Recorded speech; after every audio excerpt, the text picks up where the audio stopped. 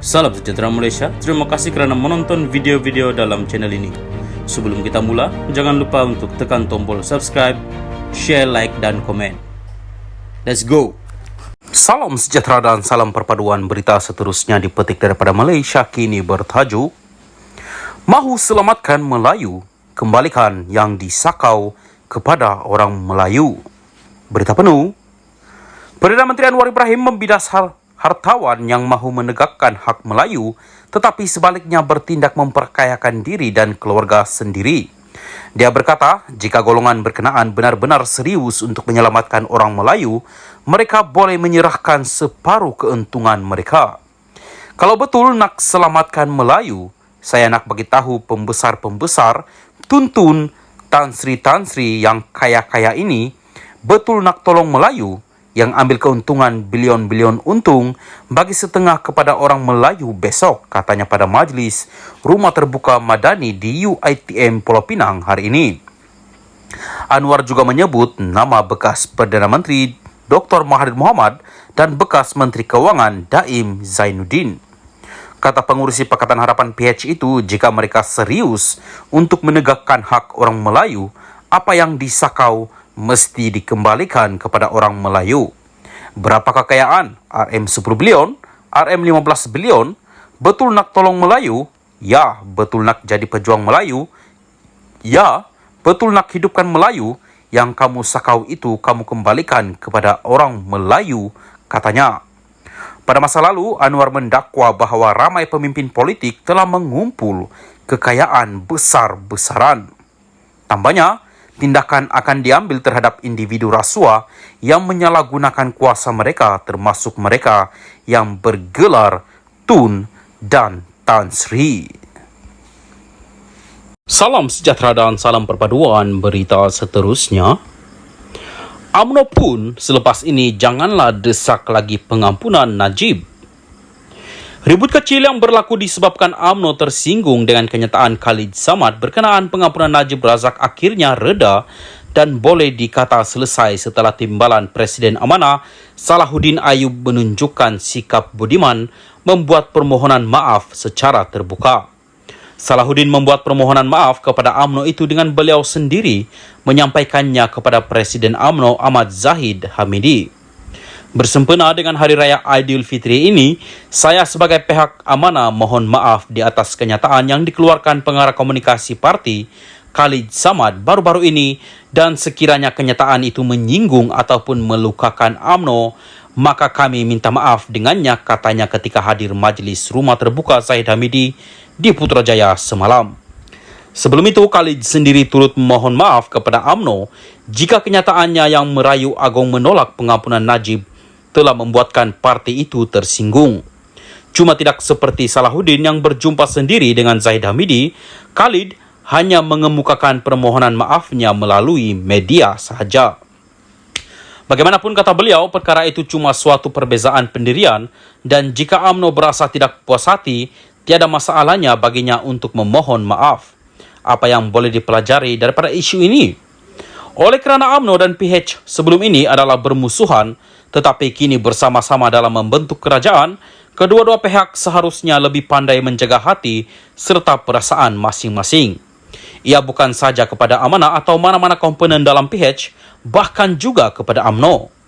Reaksi yang ditunjukkan oleh Khalid Samad adalah semata-mata sebagai respon terhadap pendirian UMNO yang ternampak begitu tergesa-gesa mahu melihat Najib diampun dan dibebaskan walaupun beliau belum setahun menjalani hukuman penjara 12 tahun yang diterimanya.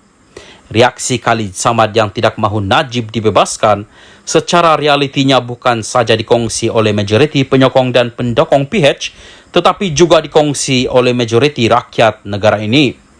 Rakyat secara umumnya tidak mahu Najib diampun dan dibebaskan dalam waktu terdekat ini. Jika tidak percaya, cubalah mana-mana pemimpin UMNO berdiri di simpang-simpang jalan yang sibuk dan tanya mereka yang lalu lalang di situ sama ada setuju atau tidak dengan pembebasan Najib. Dalam hal ini, jika UMNO benar-benar memahami pendirian tersembunyi PH dan sentimen yang ada dalam hati sanubari majoriti rakyat berkenaan Najib, mereka sepatutnya daripada awal lagi tidak begitu tergesa-gesa menuntut pengampunan Najib. Biarkan dulu Najib berada di dalam penjara bagi suatu tempoh tertentu atau secara konvensionnya, setelah menjalani 1/3 hukuman penjara, barulah usaha untuk pengampunan itu hendak dilakukan.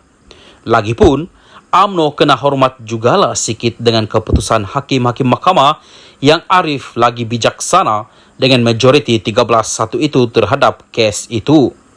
Janganlah mentang-mentang dapat berada dalam kerajaan, desakan dan tuntutan mahu dilakukan.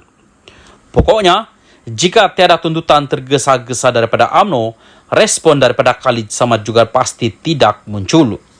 Kalau UMNO memikirkan soal kestabilan kerajaan perpaduan pimpinan Anwar Ibrahim dengan tanggapan kononnya kenyataan Khalid Samad itu boleh menggugat kestabilannya, pengarah komunikasi amanah itu juga sebenarnya bertindak untuk menjaga kestabilan kerajaan.